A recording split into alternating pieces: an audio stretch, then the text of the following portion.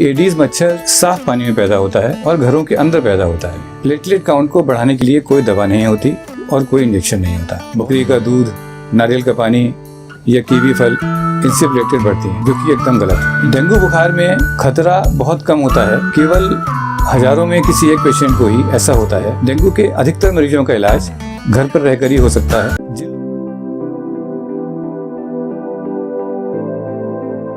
Dengue बुखार dengue virus से होने वाला एक खास तरह का वायरल फीवर है। ये दुनिया के अधिकतर देशों में होता है और हर साल लगभग 10 करोड़ से अधिक लोग इससे प्रभावित होते हैं। वैसे तो ये वर्ष में कभी भी हो सकता है, लेकिन भारत के उत्तरी राज्यों में विशेष रूप से ये अगस्त से नवंबर तक ज्यादा होता है। डेंगू वायरस एडीज मच्छर से काटे जाने से फैलता है। इसके लिए अभी तक कोई वैक्सीन नहीं बनी है और ना ही कोई विशेष दवा इसके खिलाफ अभी बन पाई है। यदि हमें डेंगू की रोकथाम करनी है तो हमें एडीज मच्छर की रोकथाम करनी आवश्यक है। इसकी रोकथाम के लिए हमें ये जानना जरूरी है कि एडीज मच्छर साफ पानी में पैदा होता है और घरों के अंदर पैदा होता है। घरों के बाहर नालियों और गड्ढों में भरे गंदे पानी में यह पैदा नहीं होता है। घरों के अंदर जब बरसात का मौसम शुरू होता है तो हमें चाहिए कि हम कूलरों में भरा हुआ पानी निकाल दें। छतों पर और पिछवाड़ों में, डब्बों, गमलों इत्यादि में जो बरसात का पानी भर जाता है उसको हटा दें। घरों के अंदर जो गुलदस्ते रखे होते हैं उनका पानी सप्ताह में कम से कम 2 बार बदलें। जो फ्लश इस्तेमाल नहीं होते हैं, जो टॉयलेट्स हम इस्तेमाल नहीं कर रहे हैं, उनको भी रोज़ फ्लश करें और ढक कर रखें। और इसके अलावा घरों में अपने बार बार कीटनाशक का स्प्रे करें, ओडोमॉस और ऑल आउट वगैरह इस्तेमाल करें, जिससे मच्छर हमें ना काटें।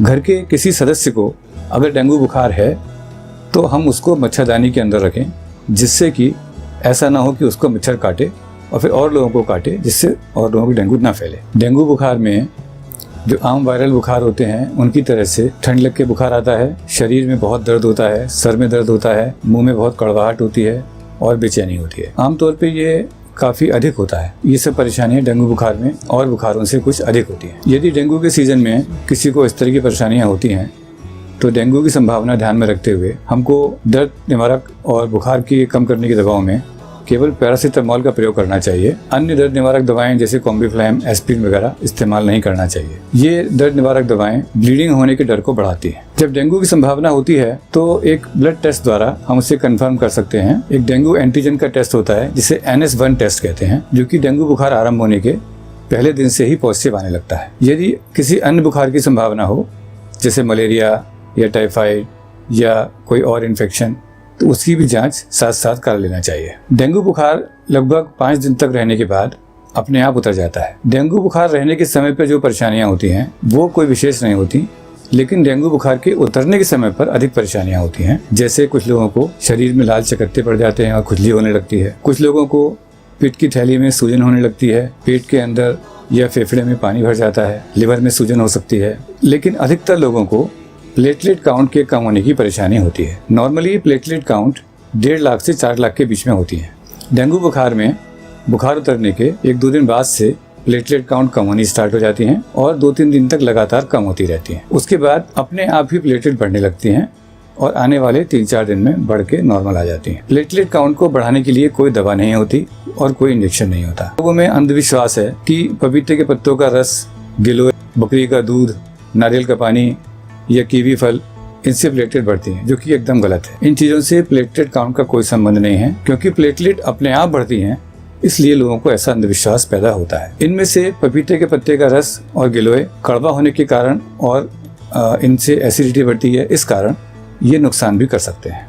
प्लेटलेट के लिए जब प्लेटलेट ज़्यादा कम होती हैं, 20,000 से कम हो जाती हैं, तो शरीर में स्थान स्थान पर ब्लीडिंग होने का डर होता है। उससे बचने के लिए प्लेटलेट हमें ट्रांसफ्यूजन करना पड़ता है। प्लेटलेट ट्रांसफ्यूजन की आवश्यकता तभी होती है जब प्लेटलेट काउंट 20,000 से कम हो जाए। यदि प्लेटलेट काउंट 20,000 से ऊपर हो तो उसमें प्लेटलेट काउंट सुबह शाम करा के देखते रहते हैं। यदि प्लेटलेट 20,000 से नीचे है तभी प्लेटलेट चढ़ाते हैं। बहुत से लोग जो हार्ट के पेशेंट हैं या जिनको फालिज हो चुकी है, उनको खून का थक्का न जमे, इसके लिए एस्पिरिन या क्लोपिडोग्रेल नाम की दवाएं दी जाती हैं। इन दवाओं के लेने से भी प्लेटलेट काउंट कम हो जाती है। यदि किसी को डेंगू का संदेह हो या डेंगू बुखार हो तो उसको कुछ समय के लिए ये दवाएं लेना बंद कर देना चाहिए। ब्लड प्रेशर की दवाएं जो लोग खा रहे हैं उनको भी ब्लड प्रेशर नापने के बाद ही वो दवाएं खानी चाहिए, क्योंकि डेंगू बुखार में ब्लड प्रेशर कम होने का डर होता है। डेंगू बुखार में खतरा बहुत कम होता है, केवल हजारों में किसी एक पेशेंट को ही ऐसा होता है कि डेंगू के कारण से अत्यधिक ब्लीडिंग हो जाए, जिसको कि हम डेंगू हेमरेजिक सिंड्रोम कहते हैं, या ब्लड प्रेशर बहुत कम होने से डेंगू शॉक सिंड्रोम नाम की स्थिति पैदा हो जाए। ऐसा बहुत कम लोगों में होता है।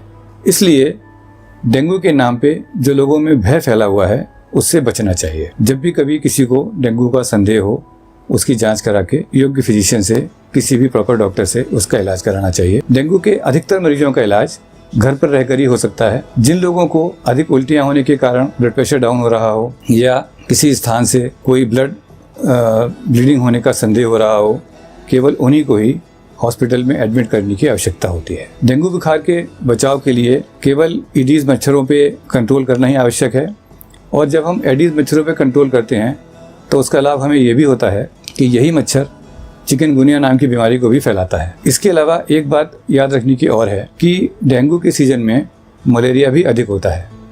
मलेरिया में भी इसी प्रकार बुखार आता है, ठंड लगकर ही आता है, और मलेरिया में भी प्लेटलेट काउंट कम होती है। कुछ पेशेंट्स को मलेरिया और डेंगू एक साथ भी हो सकते हैं। इन सब बातों को ध्यान रखते हुए जब कभी बुखार हो तो ठीक से जांच करा के उसका उचित इलाज करना चाहिए।